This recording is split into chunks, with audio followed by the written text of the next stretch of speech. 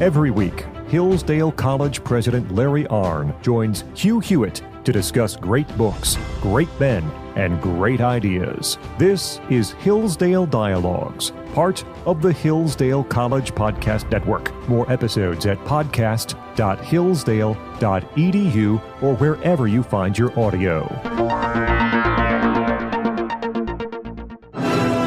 Morning glory and evening grace, America. Bonjour. Hi, Canada. I'm Hugh Hewitt.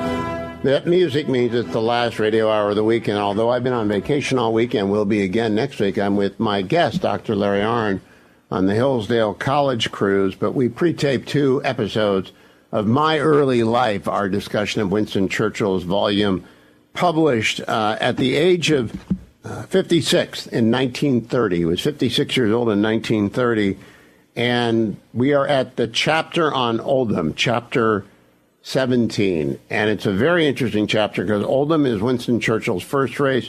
But Dr. Arnn, I just want to get your reaction to why he would include in this. He begins this chapter by talking about another man named Winston Churchill, an American, who's also a writer, and it's funny and it's humorous. My question is, why include it at the age of 56 in 1930, and he's held all these different jobs. He's been a war hero in Cuba and India and the Sudan. He's a war correspondent, about to go off to, in this book, to South Africa. He's been the Chancellor of the Exchequer, First Lord of the Admiralty, Home Secretary, Board of Trade, the Colonial Office. He's been a colonel in the trenches. It struck me as a very unusual aside as I was reading it. Why did you think he included it? Well, I've always thought it was, well, of course, I don't know, but he didn't say why he included it. But I from the minute I first read this, that's, 50 years ago, I think he loves that letter, the letter he wrote to Winston Churchill and the letter that Winston Churchill wrote back to him. And, when these letters are going back and forth, Winston Churchill, the American novelist, is very widely selling and well-established guy. And Winston Churchill has written 2 bestsellers, but those are his first books. And so he had a reason to want to clear it up. And then I just think it's delicious the way he went about it. Mr. Winston Churchill addresses himself to Mr. Winston Churchill and thinks that Mr. Winston Churchill, and it's very good. And then Winston Churchill, the novelist in America, responds in kind. Mr. Winston Churchill agrees with the plan of Mr. Winston Churchill. And so if you'd written those letters to somebody 30 years before, wouldn't you like to print it today? I would. Well, I guess he just jams it in now because this is a period of time before he's transitioning from being a war correspondent to running for office. So maybe it fit there. That's the only thing I come up with because it's apropos of nothing, but it is a fun and it's a very humorous story. You have to ask yourself the question, what is the purpose of the book? Why did he write this book? It isn't a contribution to history. Churchill is walking around in 1930 when he's writing this book, knowing that people are going to be interested in his life and there are going to be many biographies of him. He thought that when he was a kid, too. So what this book does is like some of his essays, like Painting as a Pastime, for example.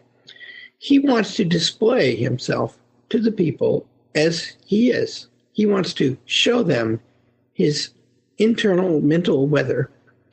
And that's what this book does. That's why it's so great. It's so great. What you learn is what kind of guy is he?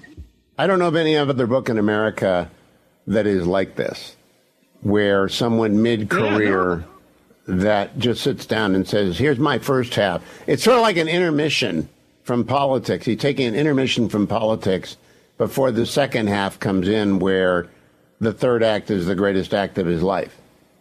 This is a man who, by now, has been exposing himself to gunfire for the sake of honor and advancement.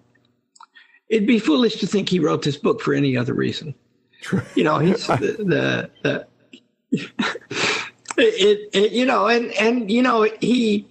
like isn't it like he it's a very elaborate praise of himself in a humble mood. Yeah, it's a humble brag. That's a literary. It is what we call a humble brag. It. Yeah. He has fought up to this point, when he writes the book, 14 contested elections, which take about a month of one's life, he says. Would that we had that system. I say that cavalierly. I'm not sure I want the British system. But they do it differently than we do. And I've never been in England when they're doing one of their race to the post. First past the post all over the country, 635 seats. In his first race, a member of Parliament, Robert Ashcroft, is a senior member, and it's a 2-delegate district, and he picks Winston Churchill to run with him, and the skipper says, fine, but then he dies. Mr. Ashcroft dies, and the skipper, the head of the party, said, well, better to lose them both seats at once and be done with Oldham. What do you think of that, that he includes Skipper's dismissal of him early on? Yeah. See, Winston Churchill, he got this shot. Because see, if you're going to run for, in those days especially, but now somewhat too, if you want a plumb conservative seat, you've got to have one of two qualities, or liberal or socialist seat. You got to have a lot of money to put into the campaign. We see that all over American politics today, always have. Or else you've got to have a national name that brings a lot of votes. And so Winston Churchill has a little bit of that second thing, not like he would have, and he doesn't have any money. And so it just mattered a lot that this fellow Ashcroft picked him, right? He just liked the look of him. And he was quite a guy, and that was his home and his place. He's up there close to Manchester, where my wife comes from. My wife comes from just north of Preston, 35 miles away. And it's industrial country up there. And this guy has commanded that district for a long time. And he has the power to recommend Churchill. And that's how Churchill got his shot. See? And then the guy up and died, which is why it didn't work out. And then this other guy, who was the other candidate, who was sick, what the skipper is saying is, we're going to take him out too. We're going to start de novo. That guy's sick. He can't hold that seat for a long time. We're going to put 2 novices in there and lose the seats, I expect, which is what they proceeded to do. And Winston Churchill is very much being told where he stands in the pecking order by that. He says a wonderful thing, I want to quote. Democracy does not favor continuity. The Englishman will not, except on great occasions, be denied the indulgence of kicking out the ministers of the crown, whoever they are, and of reversing their policy, whatever it is. That's brilliant, because it is actually applicable to the United States as well. We do grow tired of parties after a while. That's why there is a Supreme Court ruling last week which appears to portend that so-called independent agencies are no longer going to be independent, and that when a new president rolls in, he can replace all 5 members of that agency, regardless of who put them there and what their term limit says, because we have a unified executive. And I think that's great. I just caution everyone, it's going to work for Democrats, too, that we're finally going to get more control of the administrative state, but it's going to work both ways, and the people will want that. Yeah, pray that we have time to work ourselves out of all this, because what's being stripped away is the ability of the administrative state to hide, right? Yes. Now there's going to be people in control of it who are accountable to the people, and that's going to make everything choppy. I want to say something about one of the 2 men who beat Winston Churchill for that seat, because although Churchill says people get tired of continuity, Walter Runciman is the man's name, who is a source of great continuity in Churchill's life, because he was a liberal. He never left that. But in the 1930s, he's a member of the coalition government under Baldwin and Chamberlain. And he was the man appointed to go pay a call in the daytime on a woman named Ava Wigram. And Ava Wigram was married to Ralph Wigram, who was the head of the central office in the Foreign Office. and who was giving information to Winston Churchill that helped him make his case against appeasement and for rearmament against Hitler. And Runciman went to Ava Riglin's house and said to her, I understand that you have a special needs student, a child, I think he had Down syndrome, and your husband could be transferred to a place where the medical care is not very good. He threatened a woman in the daytime. And Rafe Wigram died not long after that.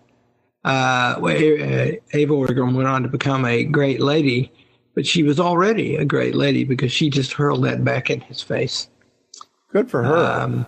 I love that. We'll hear more about the Friends of Winston Churchill. Don't go anywhere. Dr. Arnn will be right back. All things Hillsdale at hillsdale.edu. All the dialogues at hughforhillsdale.com.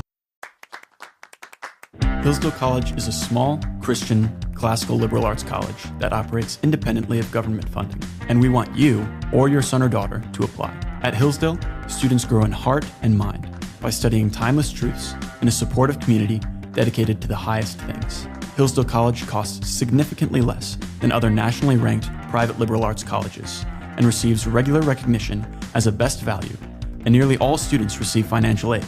Our robust core curriculum, vibrant student life, and 8-to-1 student-to-faculty ratio make for an education like no other. For more information or to fill out an application, visit hillsdale.edu/info. That's hillsdale.edu/info.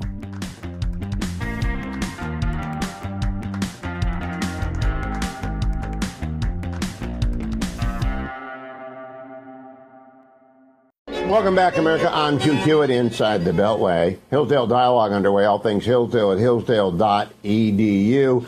You can also go to hughforhillsdale.com, hughforhillsdale.com for all of our previous conversations. Back to Dr. Arnn. I want to read something from this chapter, which I've written 2 books about in the course of my life, but I needed book length to do it. He does it in a paragraph. Quote, "It is not the slightest use defending governments or parties unless you defend the very worst thing about which they are attacked." And it goes on to say he changed his mind on the clerical doles bill, which was a very bad thing, and he went against the party. And Arthur Balfour, who was the leader of the House, said, "I thought he was a man of promise," referring to Churchill, and he turns out he was a man of promises. Ouch. The fact is, you need parties to do things in a democracy. I know our framers were suspect of them, George Washington especially, but they're inevitable. And now you've got to be with them, and you can't pick and choose. You can argue, but when you get down to it, like we're about to get down to it on the big reconciliation bill, Mike Johnson only lost 2 votes on that because the party needed to pass something. And it's not perfect, but that can't be the enemy to good. Yeah. Well, the founders were extremely consistent about parties. That is to say, anytime they wrote about them, they denounced them. And on the other hand, and in some of the most famous writings in American history, they denounced them. But at the same time, they were busy forming them and prosecuting hard warfare against each other in their name. And that's because parties means a part, right? And you don't start with everybody. You start with some group that attracts more and has a platform, and then you make an argument to everybody else and see how many people join you. And that's just in the nature of democratic politics. There'll always be parties. And if you outlaw them, then there'll be more, although they'll try to hide. And especially all good politics, by the way. Aristotle's claim is that just politics always have the feature of ruling and being ruled in turn. Well, that means there's always going to be an argument about whose turn is it. And when politics are very intense, as they are now, when huge things are at stake, when the whole way we live is at stake, in my opinion, then, of course, party politics is going to be very intense. And God bless it, have the argument. We were praising Donald Trump last time, and I'll just say that one of my favorite things about him is that he just goes in front of reporters and states his case all the time. And he's got several senior cabinet members that do that just as well, or very well. He was on 3 weeks ago. His team had given me 15 minutes, and so I prepared a 30-minute interview, and wouldn't you know it, I ran out of questions because he was still eager to go. And so I threw in a couple of make-weights at the end because I did not want to get too far astern at the time. A president's a busy person. But you're right. He talks to anyone at length, and that is a great thing. Let me talk to you about Arthur Balfour for a moment. We did so earlier when we were doing Great Contemporaries. Balfour is the fellow who said about Churchill, I thought he was a man of promises, a promise, but it turns out he was a man of promises, which is a pretty harsh thing to say. But then he sat down and wrote a letter to the young Churchill saying that, never mind, it will come all right, and this small reverse will have no permanent ill effect upon your political fortunes. In other words, you've lost, but don't worry. And if we look at the list of people who have lost in our country, Trump lost, Nixon lost in 61 and 68, Biden lost twice, one in 2024, John Thune lost in 2001 and 2002. The list goes on and on. You don't give up after one chance in politics, or you won't go into politics. Yeah, Lincoln never lost. Washington never lost, except he lost many battles. By the time Churchill writes this, he's become fast friends with Arthur Balfour, who by this time is an old man. And Churchill writes a wonderful, Great Contemporaries essay about Arthur Balfour. And he explains what a treasure the man was. First of all, Arthur Balfour was the nephew of the great Lord Salisbury, who was the last real aristocrat to be prime minister of the country. And so he sort of inherits the job. He's connected to the family that goes back to Elizabeth I and before. The Burleighs become the Cecils, become the Salisburys. And Balfour was rich. Balfour lived right around the corner from the Horse Guards Parade, which is 2 blocks from the House of Commons. He was a learned man. There are many very funny things he said and learned things he said of Churchill when Churchill's fighting him, which he takes after him hard when he comes into the House of Commons, and he defected from Arthur Balfour's conservatives to Campbell Bannerman's liberals. And Balfour is asked to comment on one of Churchill's very long and powerful speeches against him, and he says, he has a heavy, but not a particularly mobile artillery. So lots of things. I've used Arthur that many Balfour, times. Arthur Balfour is the father of the Balfour Declaration, for which we owe several Arab countries and the state of Israel. Yeah, and Arthur Balfour, his prime ministership was not wonderfully successful, but he went on to do great service for the next 20 year after that in high places, foreign minister. Yeah. Oh, yeah. Churchill, his essay, and see, it's a little bit of the spirit because he writes that essay long about the time he writes this book. And there's a touch of sadness in it because at the end, he talks about how Balfour had a gift, which Churchill thought he did not have, which was he could ride above the storm calmly. And, Churchill was riding the storm. And then he says at the end of his life, he said that he began to see that the world he'd known was going away. And he was sad about that. And I think Churchill was sad about that, too. And there's some themes like that in this book, too. Well, the world was changing after World War I. It had to. Let's talk about someone who made the world change, Joseph Chamberlain. The great quote that I wrote down from this chapter is Chamberlain on parties again. No use blowing the trumpet for the charge and then looking around to find nobody following him. We'll come back to what that means. Don't go anywhere. No use blowing that trumpet unless someone is following. It's about parties. Joseph Chamberlain knew parties. All things Hillsdale at hillsdale.edu. All of the prior dialogues at hugh4hillsdale.com, and there are hundreds of them. Don't waste your time. Use them wisely. With the Hillsdale Dialogues, or one of the video courses at hillsdale.edu. Stay tuned. Dr. Arnn will be right back. Welcome back, America. I'm Hugh Hewitt. Hillsdale Dialogue underway. I'm talking with Dr. Larry Arnn, president of Hillsdale College, all things Hillsdale at hillsdale.edu, about some of the amazing figures in the early life of Winston Churchill. Joseph Chamberlain emerges as a vast and not unlike Trump. I kept thinking he's got this energy. He's got this manic, giant energy to do everything all at once in every direction. And that's Donald Trump. Oh, yeah.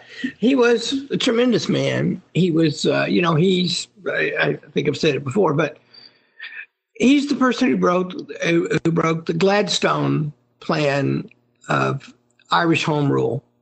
And he brought a whole bunch of people out of Gladstone's party over to the Conservatives. And the person who negotiated with him was Churchill's father. And then Churchill gets into Parliament, and Joe Chamberlain helps him a lot. He was a superstar in politics at the time.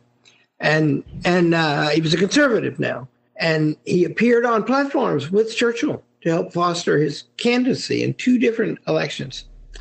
And then Churchill tells a story.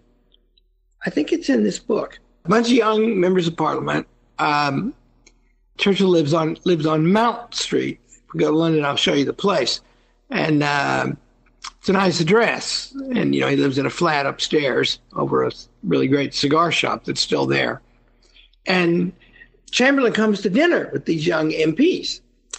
And he says, the future is tariffs on non-imperial nations. Well, Churchill's father and Churchill and for 60 years, all the political parties had cut their teeth on free trade to repeal the class politics of the aristocracy controlling much of the parliament and putting taxes on food, which they made their living by growing.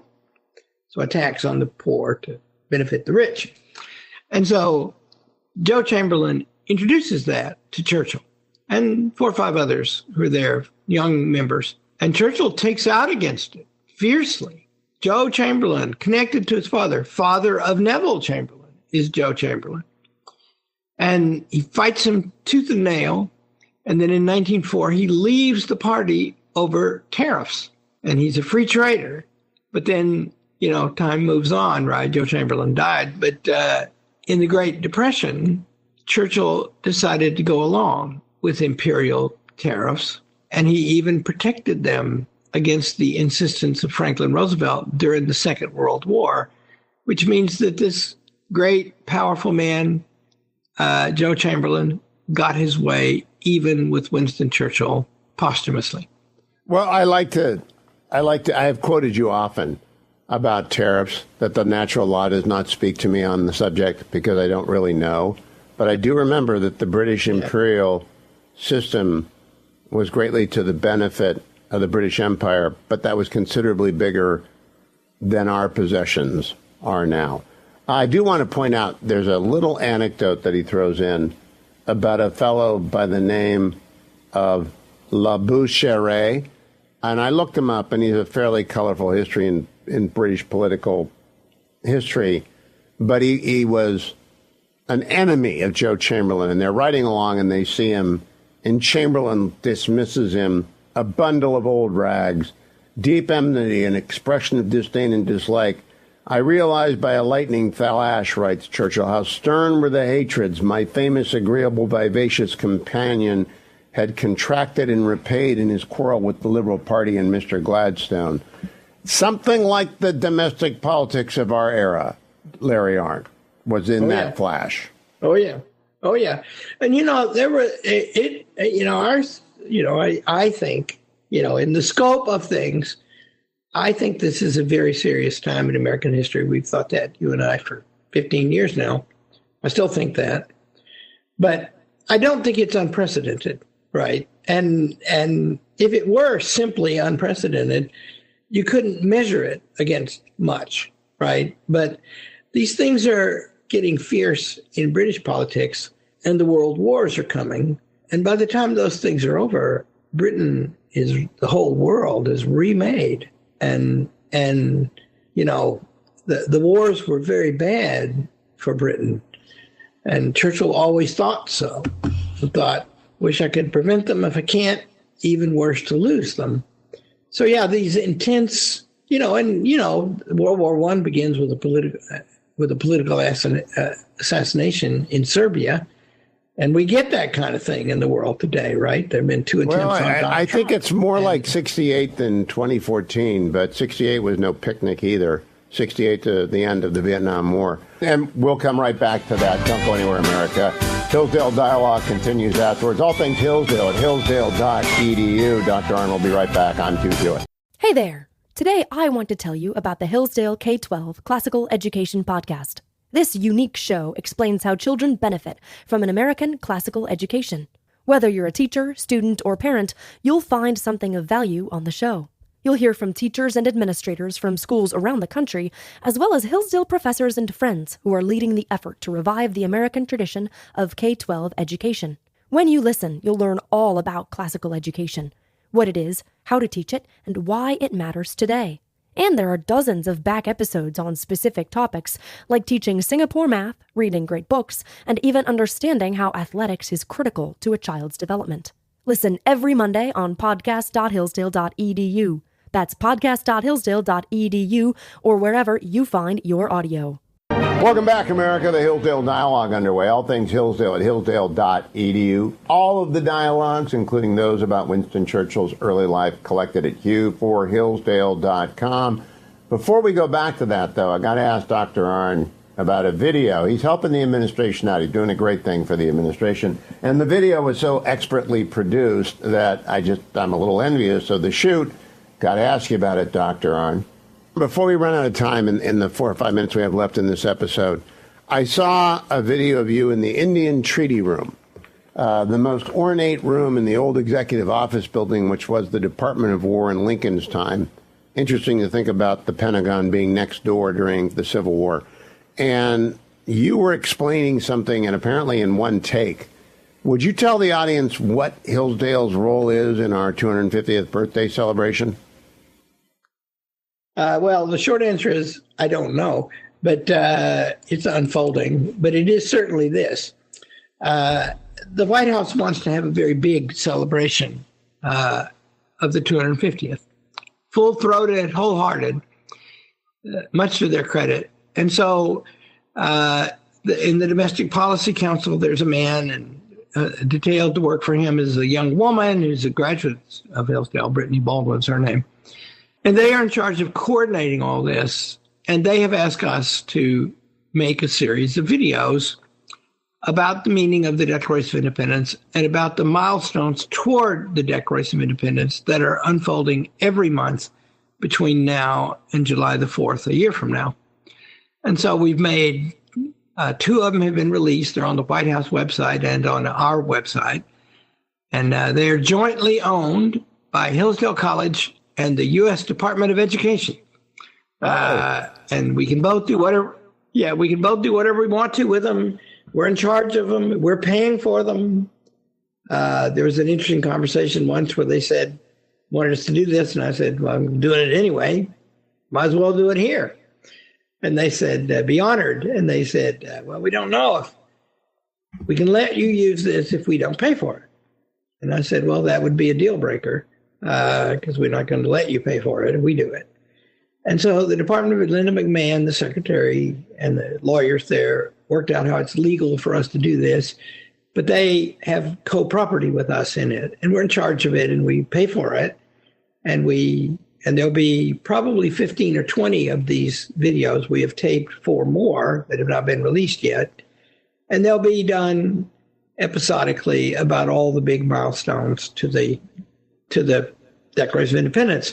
I just did another one about the Declaration of Independence.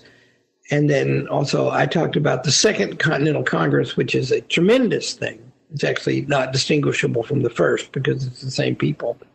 But what did they do? They didn't have any way to get elected because the king had been dissolving the colonial legislatures. And so they, in each state, each colony, made up their own way so that they could be representative, which was urgently necessary. And then we've been talking about arguing. They had to argue through, shall we commit this act of treason?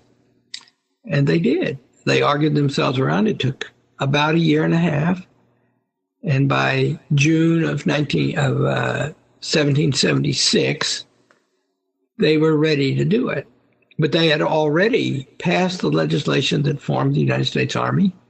They had published that for the king to read because he was deploying forces all over North America.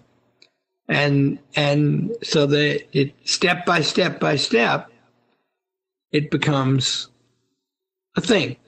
And we'll learn before it's over of the glories of John Adams, who made up his mind relatively early about this and was tireless in arguing for it. And then he is the one who, more than anyone else, caused two Virginians to be thrust into the limelight. One was George Washington, and the other was Thomas Jefferson. And in both cases, he thought, good to pick a Virginian, because up here in Boston, where I'm from, that's where all the bad stuff is happening, and we're committed, but they're more distant. And then he thought Thomas Jefferson, he wrote this. I mean, amazing, such a proud man. He thought he's a better writer than I am. And of George Washington, he thought, look at that guy in that uniform. That guy certainly looks the part. Turned out he could perform the part too. So it's a tremendous story. Adams' phrase about Jefferson that I've used again and again, he was asked why he did not write the Declaration.